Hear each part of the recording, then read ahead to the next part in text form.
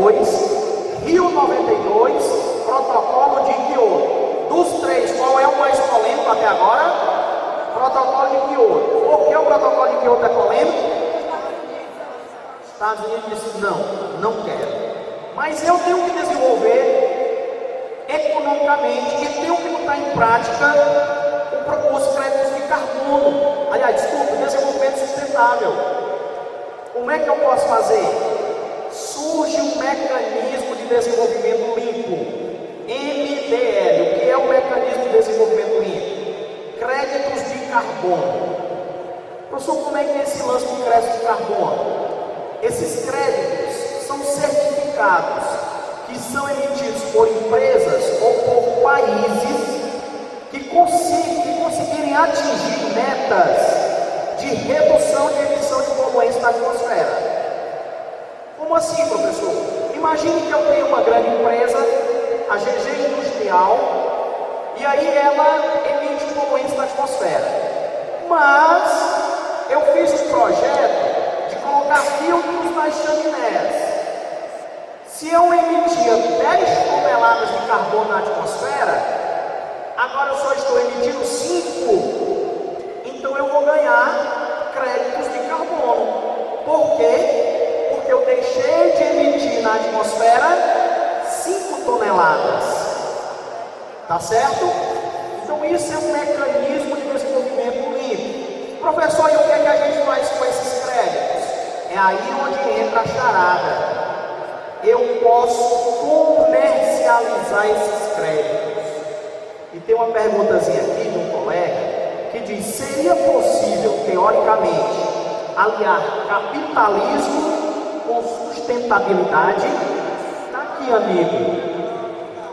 Está aqui, eu estou dando um exemplo. Como é que eu ganho dinheiro com o meio ambiente? Como é que eu ganho dinheiro com o meio ambiente? Protegendo o meio ambiente. Eu olho para você e digo assim, ó: não use essa camisa de algodão transgênico. Use uma camisa com produção de algodão orgânico. E o cara deixa de produzir o algodão transgênico, vai produzir o algodão orgânico. E olha o preço do mercado do algodão orgânico. Tá certo? Eu estou vendendo 5 toneladas de gás carbônico. Eu estou vendendo o que eu não vejo. Estou vendendo o que eu não consigo armazenar. Isso é aliar recurso econômico, capitalismo, com defesa ao meio ambiente. Você produz energia com base no petróleo. E eu chego para você e digo, ó, deixe de usar o petróleo. Eu vou vender para você aqui placas de energia solar. Eu vou vender para você aerogeradores. Isso é aliar capitalismo e meio ambiente. E dessa maneira, o que é que eu estou discursando? Eu estou promovendo o quê? Desenvolvimento sustentável. Entenderam aí? Tranquilo? Então é dessa maneira. O crédito de carbono é um certificado. A sua empresa está emitindo 10 toneladas de gás carbono na atmosfera. E aí eu digo assim, ó: se você diminuir, usar filtros nas chaminés, você diminui essa emissão. De 10 você passa a emitir só 5.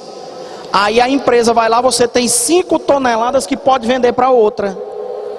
Está dando direito de outra poluir. Entendeu? Beleza? Tranquilo? Então, protocolo de Kyoto, tá? E as principais ações que o protocolo colocou foi reformar o setor de energia e transportes. É por isso que o Brasil acelerou a ideia do uso do biodiesel, a ideia do uso do etanol, tá? Promover o uso de fontes energéticas renováveis, eliminar mecanismos financeiros e de mercados e limitar a emissão principalmente de metano, tá certo? Que também é um outro gás que polui bastante, tá certo? E a proteção das florestas, que são chamados sumidouros de carbono, porque dentro do ciclo natural, né, ela sequestra e envia para a atmosfera, tá? O oxigênio. Tá bom? Tranquilo? Aqui vocês estão vendo uma tabelazinha do que se pratica com os valores dos gases dentro dos créditos de carbono. Tá certo? Se você tem o dióxido de carbono emitindo, ele vale 1 crédito. O metano, CH4, 21 créditos. Óxido nitroso, 310. E assim a tabela vai bem extensa. E aí, à medida que você vai deixando de emitir, você vai computando os seus créditos. 2008, pessoal, esse movimento dos chamados créditos de carbono movimentou 705 milhões de dólares. Tá certo? Só para vocês terem uma noção. É aí onde a pergunta que veio, como é que teoricamente eu caso capitalismo e desenvolvimento sustentável? Tá aí, ó. Um mercado que movimentou 705 milhões de dólares. Tá certo? Nessa imagem você tem aí os países com maior volume de emissão de poluentes. A China hoje, pessoal, a China, só para vocês terem a noção, a base energética ainda é o carvão mineral. Tá certo? Você tem países asiáticos hoje que você tem cabines no meio da rua onde você compra ar puro. Me vende aí 2 minutos de ar puro, aí você entra na cabine e vai respirar. Por isso que é muito comum ver nos jornais, quando mostra a imagem de alguma cidade na China, por exemplo, no Japão, você vê o pessoal usando máscara. A emissão de poluentes é assustadora, tá certo? Estados Unidos, Rússia. Professor, e o Brasil? O Brasil é um grande emissor de poluentes, os chamados gases do efeito estufa. O agronegócio é o principal motor. Se tirarmos o agronegócio do Brasil, o Brasil cai para 13º, 14º. E o agronegócio, o Brasil vai para 6º ou 7º mundial. Por que, professor, o agronegócio? Primeiro, desmatamento para a produção agrícola, para a irrigação e para o pasto, o gado. Só para termos uma noção, o Brasil tem o maior rebanho bovino comercial do mundo. Professor, o maior rebanho não é o indiano? É, mas não é comercial. O maior rebanho comercial do mundo. E o boi está no pasto, comendo o pasto, se alimentando e emitindo metano, flatulência, tá certo? Liberando para a atmosfera o gás metano. Isso aí, o metano é um dos principais gases dessa questão do aquecimento global. Tá certo? Tranquilo? Joanesburgo, a conferência que foi realizada em 2002, chamada Rio+10. Tá? Rio+10. Joanesburgo, na África do Sul. Professor, mas por que ficou o nome Rio, se foi lá na África do Sul? Porque ela foi justamente 10 anos após a Rio 92, tá certo? Ok? Não se discutiu muita coisa além dos encontros passados.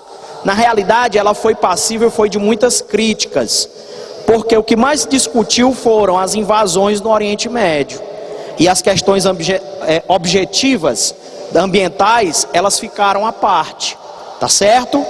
E aí, pessoal, 2012, como nós vimos lá no vídeo, que pegou 92 e pegou 2012, nós tivemos a Rio+20, dessa vez no Rio de Janeiro, no ano de 2012.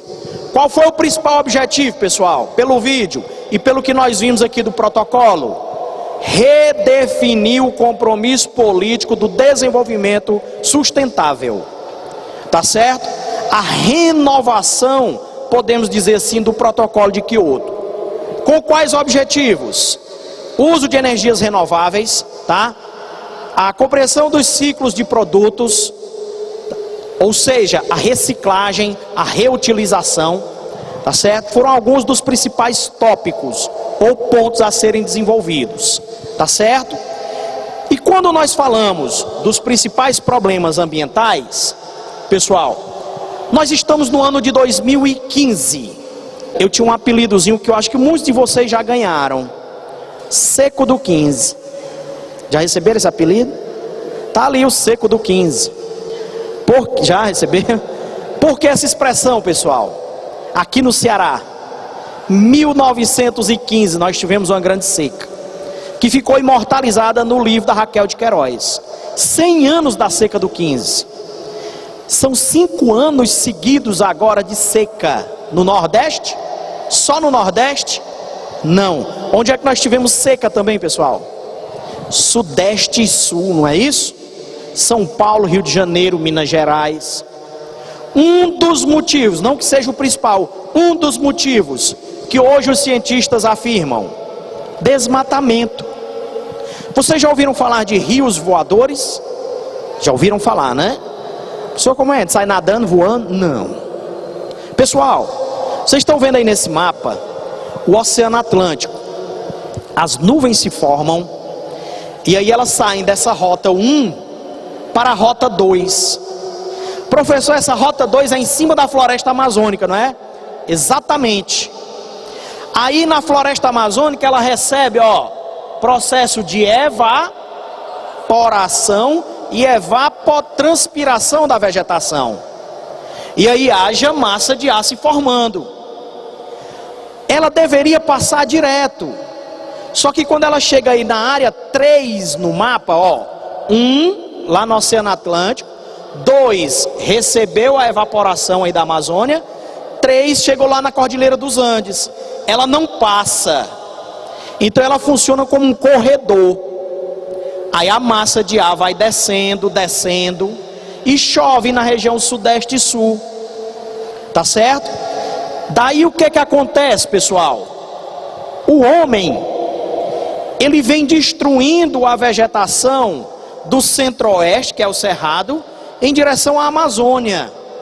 Ora, se eu estou derrubando a vegetação, vai diminuir o processo de quê? Evapotranspiração. Consequentemente, diminui a formação das nuvens, das massas de ar. E aí essas massas de ar não vão mais para o sudeste e sul. Consequência, seca, falta de chuva. Tá certo? Entendam a seca como um fator ecológico. Tá certo? Como um fator ecológico. Falta de chuva leva à diminuição dos reservatórios. Falta de chuva diminui a produção agrícola. Mas entendam a seca também como um fenômeno político e social. Porque deve existir por parte política o gerenciamento dos recursos hídricos. Se eu tenho 15 açudes nesta região, estes açudes vão ser canalizados, construídas adutoras, para poder distribuir água para todo mundo. Eu tenho que ter uma secretaria eficiente, em que ela faça a previsão, o estudo. Estou com 40% de armazenamento de água nos açudes. Se nos próximos 2 anos diminuir o índice de chuva, eu vou ter um colapso. Então o que é que eu vou fazer para poder diminuir esse colapso? Então deve ser entendido a seca no fator físico, no fator ecológico, no fator político e no fator social. A pobreza, a mazela do Nordeste não é um fator climático, não. Tá certo? Questões sociais, políticas e econômicas. Não esqueçam que a região Nordeste, ela foi a de maior produção econômica para o país até o período de república. Descobriram o Brasil pelo Nordeste. O Nordeste deu o pau-brasil, deu a cana-de-açúcar, deu o gado, o algodão. Então são fatores históricos associados a isso. E é preciso perceber esse problema do desmatamento de maneira séria, tá certo? Hoje o novo Código Florestal para as regiões da Amazônia Legal e do Cerrado tenta minimizar esses efeitos. Mas não esqueçam que é justamente no Cerrado e na Amazônia onde mais o Brasil cresce como agronegócio. A produção da soja, do milho, do feijão, do gado. Tá certo? Um outro grande problema é a desertificação. Primeiro, é preciso diferenciar desertificação de desertização. Professor, o que é a desertização? É a formação natural dos desertos.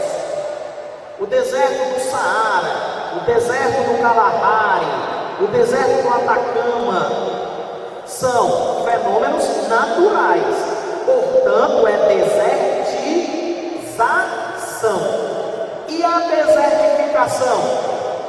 Esse processo aí é a destruição gradativa, lenta, progressiva da cobertura vegetal. Tá certo? O solo e também os recursos hídricos de uma determinada região. Vocês sabem que na região do Nordeste a vegetação é a caatinga. Então ela é uma vegetação de médio e pequeno porte. Tirou o período de chuva, ela seca rapidinho. Mata branca. E aí o que é que acontece? O homem, através da agricultura, da pecuária extensiva, começa a tirar essa cobertura vegetal. E o que é que vai acontecendo? O solo vai perdendo essa capacidade produtiva. O uso intensivo do solo, ou seja, a ação antrópica, que é a ação do homem, é o principal fator da desertificação. Já a desertização é a ação natural de formar desertos. E a desertificação é a ação do homem. Uma outra dica importante: só ocorre desertificação em área de clima árido, semiárido e subúmido seco. Tem condições de ter desertificação na Amazônia? Não, porque o clima lá é úmido. Aqui o nosso clima é semiárido, então aqui tem desertificação. Tá certo? Lá na Amazônia é um fenômeno que nós chamamos savanização. É diferente. Aqui no Ceará nós temos municípios como a região de Irauçuba, a região dos Inhamuns, que pega Tauá, Parambu, Arneiroz, onde essas áreas já estão com mais de 80% de suas áreas com elevado teor de desertificação. Tá certo? No Rio Grande do Norte, sertão do Siridó, no Piauí, sertão de Jambués, são as principais áreas em desertificação do Nordeste brasileiro. Tá? Esse mapa ilustra bem as principais zonas de risco do processo de desertificação. Tranquilo? Mais um probleminha, o efeito estufa. Professor, o efeito estufa, ele é natural ou ele é um problema ambiental? Os dois, né? Tá certo? Por que, professor? Ora, a atmosfera é essa redoma que protege a Terra dos raios solares. Se eu tirar a atmosfera, pessoal, 100% dos raios solares vão entrar, 100% dos raios solares vão sair. Teria condições de ter vida na Terra sem a atmosfera? Não teria. Então, parte dos raios solares são refletidos, parte ficam presos na atmosfera e a outra parte fica aqui circulando. E isso nós chamamos de efeito estufa ou aquecimento da Terra.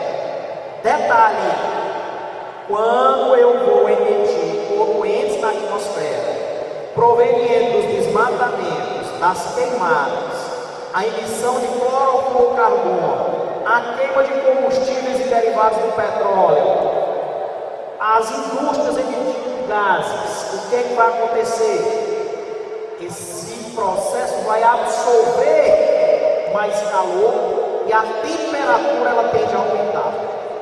Tá certo? Então eu tenho o efeito estufa, um fenômeno natural, que é o aquecimento da Terra. Quando eu tenho a emissão de todos esses processos aí vistos agora, a temperatura aumenta e aí o efeito estufa passa a ser uma ação antrópica, uma ação do homem. Tranquilo, pessoal? Ok? Alguma dúvida aí? Ó, só para lembrar, qual foi a primeira conferência internacional sobre meio ambiente? Vamos lá, quem falar mais alto vai ganhar um pirocóptero. Esse, ó, como? A segunda, Rio 92, foi no Rio de Janeiro, né? A terceira, em 97, Protocolo de Kyoto. Ela cria um mecanismo de desenvolvimento limpo, chamado créditos de carbono. Depois, Rio mais 10, em 2002, que não foi no Rio, foi na África do Sul. E em 2012, nós tivemos a Rio mais 20, dessa vez no Rio de Janeiro. Tá certo? Tranquilo? Maré negra. O que é a maré negra? Resultado do derrame ou acúmulo de óleo, como petróleo, tá certo? Nas águas costeiras ou em alto mar. Quando vai ocorrer o abastecimento de navios, os petroleiros, você tem um acidente. Então isso aí é a chamada maré negra, tá certo? E a maré vermelha, que é o resultado do desequilíbrio ecológico, tá? Da excessiva proliferação das populações de algas tóxicas. Vez por outra, a gente vê noticiário mostrando de uma onda vermelha ou maré vermelha que aparece. Aí você vê lá na reportagem um cientista, normalmente um biólogo, falando: não, isso aí foi uma população de algas que se proliferou, se manifestou e aí causou. E são tóxicas, né? Vai liberar toxinas. E aí vem a mortalidade de algumas espécies, tanto na maré negra como na maré vermelha. Tá certo? Ok? Problemas urbanos. Esse aí, olha, é a famosa ilha de calor. Você vai observar nesse desenho inferior que você tem uma elevação dessa mancha vermelha. O que quer dizer isso? A formação da ilha de calor, pessoal, se você pegar uma cidade como Fortaleza, dessa região que nós estamos, no sentido praia, nós vamos ter uma grande construção de prédios, muito ferro, muito concreto, muita manta asfáltica, pouco verde. Tudo isso aí vai absorver muitos raios solares, transformando em calor. Então a temperatura dessa região, ela é maior do que nas áreas do entorno. Tá certo? Se você for comparar a cidade de Fortaleza, por exemplo, essa região que nós estamos, com a área da Parangaba, com a área da Messejana, você já vai ver poucos prédios, mais verde, mais lençol hídrico, e pode medir a temperatura da Parangaba e da Messejana, que ela é menor do que essa região que nós estamos. Por quê? Porque aqui tem muito prédio, muito concreto, muita manta asfáltica, pouco verde. Isso absorve mais raios solares e transforma mais em calor. Tá certo? Então isso aqui é uma ilha de calor, tá? Um problema urbano. Chuva ácida. Nós temos a emissão na atmosfera por parte dos automóveis, das indústrias, tá? Dióxido de enxofre, óxido de nitrogênio, em contato com o vapor de água que está em suspensão, você vai ter uma precipitação com um teor de acidez maior. Professor, ocorre chuva ácida de maneira natural? Sim. De que maneira? As cinzas de um vulcão vai liberar enxofre. Então isso em contato com o vapor de água que está na atmosfera, você vai ter uma chuva ácida. Mas nesse caso aqui é um problema ambiental urbano. Tá certo? Vez por outra, Noticiário, sempre tem aqui, ó, helicóptero tal, sobrevoando de São Paulo. Aí tem aquela aquela nuvem imensa.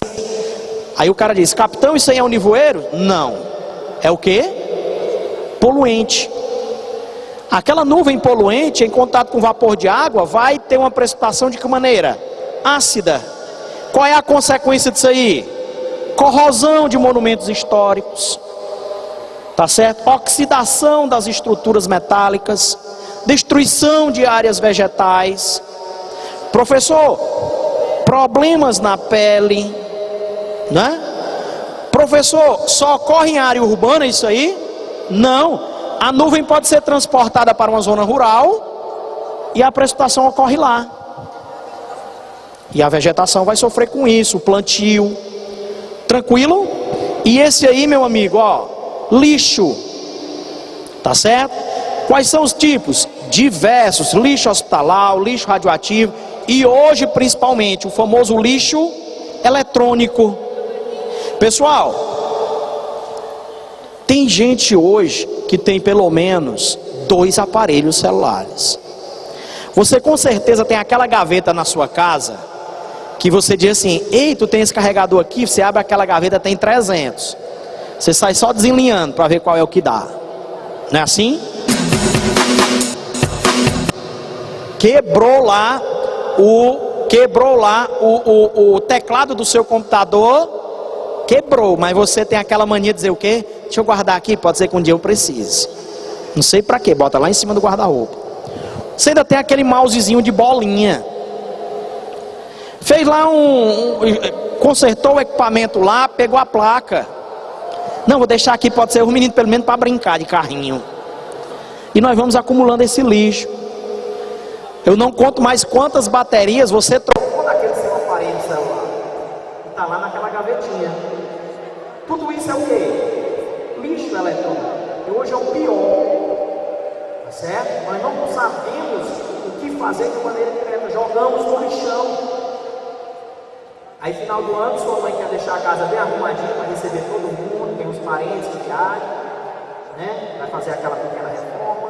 Aí ela sai tirando tudo. Olha, tá ali uma caixa, vai olhar logo o que é que presta e o que não presta. Você também, viu, bichinha? Vai logo olhar o que presta e o que não presta. Aí lá vai você, não quer mais nada daí. E fazendo em tudo, quando ela olha, tem que contratar um caminhão para botar isso para fora, tanto lixo.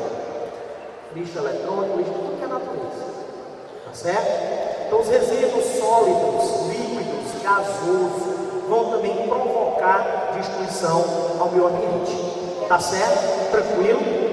Chorume, a liberação do chorume. Pessoal, você está sem fazer nada. Aí sua mãe diz assim: ó, fulano, leva esse lixozinho lá para fora. Ave Maria, mãe, só tem eu aqui em casa, né? Só tem eu. Pega o lixozinho, vai lá, muito satisfeito. Tá aí. Não vai pedir mais coisa, vai. Vai lavar o banheiro? Não, de novo, né? Viagem. Você deixou aquele saquinho lá fora, né? Esqueceu que o carro só vai passar amanhã.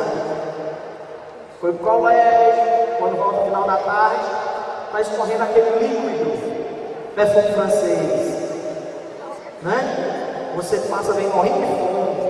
Quando inala aquele cheiro ali, dá vontade de desmaiar, né? Segura na parede. Aquele líquido, você imagine aquilo num aterro de lixo imenso, onde este líquido chorume está migrando, sendo infiltrado, poluindo o lençol freático. E lá na frente, esse lençol freático, tem uma vizinha sua que diz assim: ó, minha água é mineral, porque eu tenho água da cacimba. Nunca fez um exame de laboratório na água, e você toma aquela água, ela tem um gosto diferente, mas você não sabe o que é. No outro dia você está igual a rei, direto para o trono. E meu amigo não sabe o que é que foi aquilo. Bota a culpa no pastel, na coxinha, e não lembra que foi a água que você ingeriu, cheio de cloriformes fecais, chorume lá no chão. Também, tá certo? A liberação do lixão, a decomposição vai liberar o metano. Tranquilo, pessoal? Beleza? Deixa eu responder aqui umas perguntinhas. Tem aqui, ó. Por que se deve conservar a natureza para que possamos viver mais? É importante? Claro, pessoal. Com certeza. Nós temos que acreditar na ciência. Se a ciência está dizendo que nós estamos provocando esse aquecimento global, então vamos trabalhar em prol do desenvolvimento sustentável. Tá certo? Aqui tem, se a seca do 15 foi a maior que já tivemos por conta do desmatamento, então por que não temos uma seca maior? Se hoje o homem desmata muito mais, o homem desmata. Mas veja bem, na sua pergunta aqui, você fez uma associação direta à seca do 15 ao desmatamento. E não pode ser feita essa associação direta. Tá certo? A seca é um fenômeno cíclico na nossa região. A colonização do estado do Ceará, ela foi 112 anos depois, iniciais, e nós sabemos que um dos grandes problemas que ocupam essa região foram as secas, já registradas desde o descobrimento. Então a seca já existiu. O que deve existir é o que, pessoal? Entendimento de que nós devemos conviver com este processo. Eu tinha um professor na universidade que ele dizia que seca é natural, anormal é chuva para nós.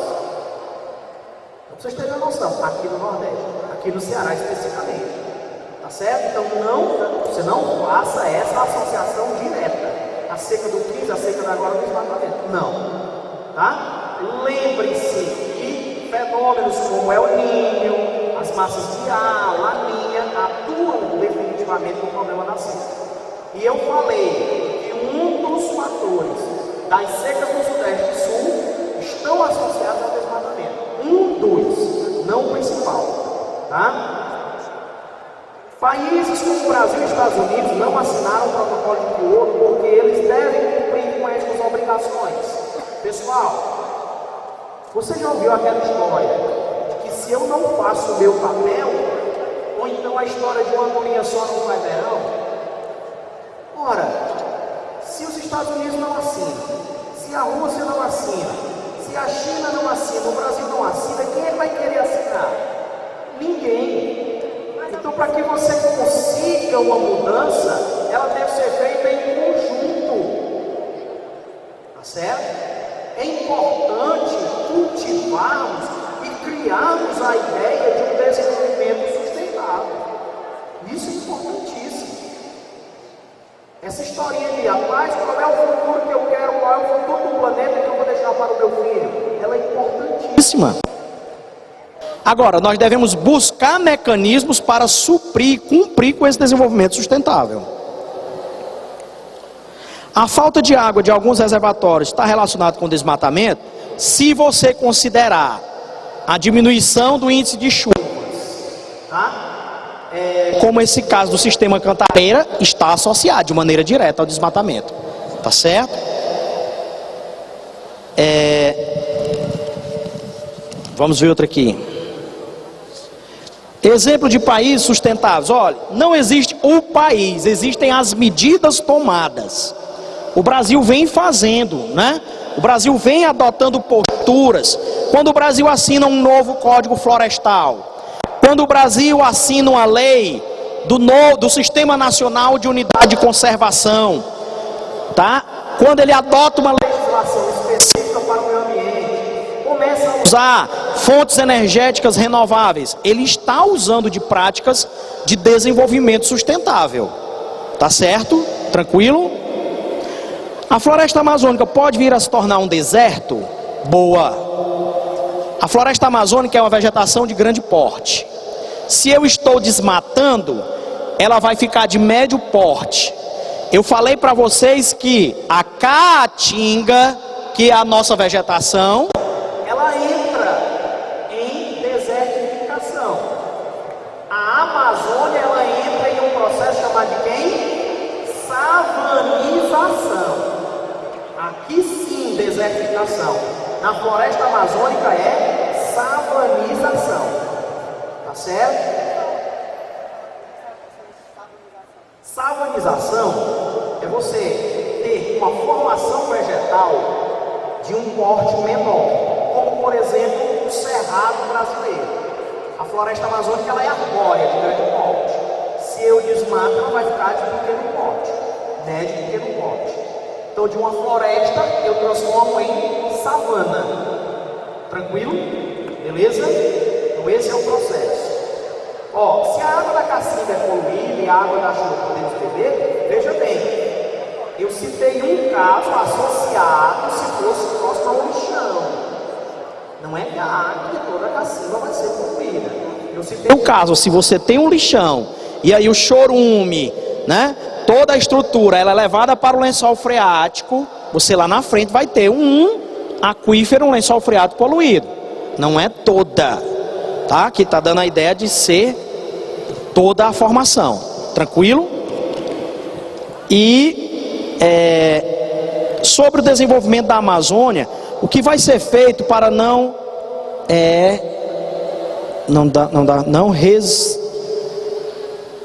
vestir, não dá para entender aqui, ó, um desmatamento em massa. Pessoal, deu para entender que é um desmatamento em massa, tá? O que deve ser feito? Primeiro, legislação sólida e forte, que o novo Código Florestal já diz isso. O novo Código Florestal, ele cria as chamadas reserva legal e uma área de preservação permanente. Se você tem uma fazenda lá na Amazônia Legal, 80% dela deve ser criado como reserva legal. E áreas de margem de rios, topos de morros, devem ser criadas como área de preservação permanente. Tá certo? Então, é obedecer à legislação. A criação de reservas ecológicas, de área de preservação permanente, que são as APPs. Tá certo? Ok? As APAs, área de proteção ambiental. Tranquilo, pessoal? Beleza? Meus amigos, olha, eu gostaria de lembrar a vocês também que eu faço parte de um grande projeto educacional chamado Tô Enem Aí, tá? É www.toenemai.com.br. São aulas, videoaulas voltadas para o Enem. Sintam-se à vontade para conhecer esse projeto. Nós temos aulão presencial, tá? Vai ter um aulão presencial aqui em Fortaleza, ele é um projeto nacional, no dia 4 de junho, no Hotel Oasis. Sintam-se convidados. Mais informações vocês podem procurar pelo meu Face ou pelo Face do evento. Vai lá no site que você encontra. Tá certo, pessoal? www.toenemai.com.br. Gostaria de dizer a vocês que foi um prazer imenso dividir essa tarde de aula com vocês. Sucesso a todos e um grande abraço, viu, pessoal?